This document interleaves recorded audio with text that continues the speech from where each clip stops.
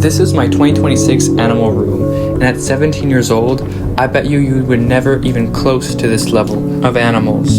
Here, I show you one of my crested geckos. Keep in mind there are two. This is crested gecko 1. His name is Paul.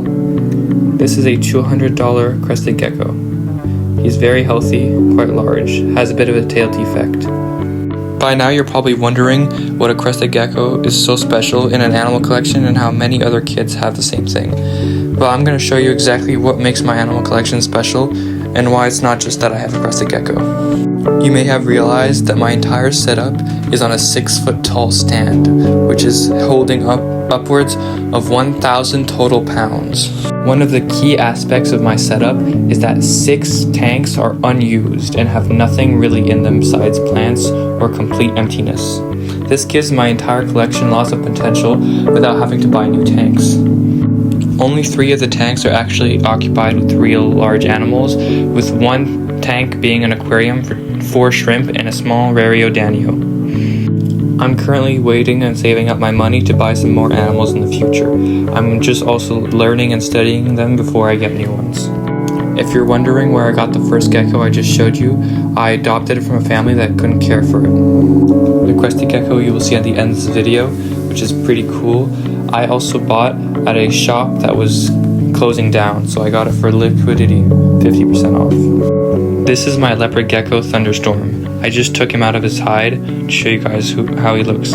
He's about 7 years old. I got him when I was just 10 years old. He lives in a 35-gallon enclosure, which is a big upgrade since he lived the majority of his life in just a 20 to 25-gallon Exoterra.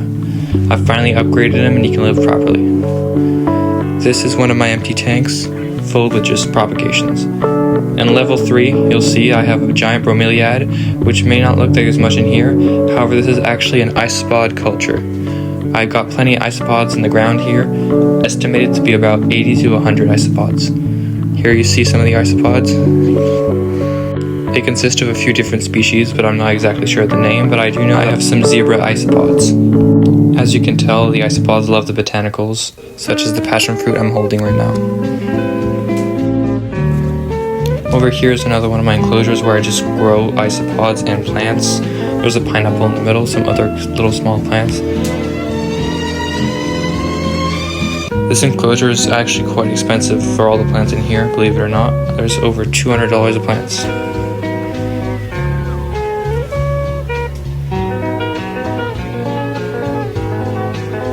I use special lighting for the plants as well. Up here we have my largest crested gecko. This one's a little bit older. This is the one I got at the shop. You're about to see him in a second. He's a little bit grumpy, but yeah.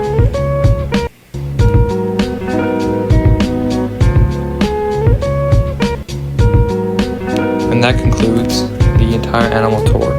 I will be expanding pretty soon, but for now, I'm just learning.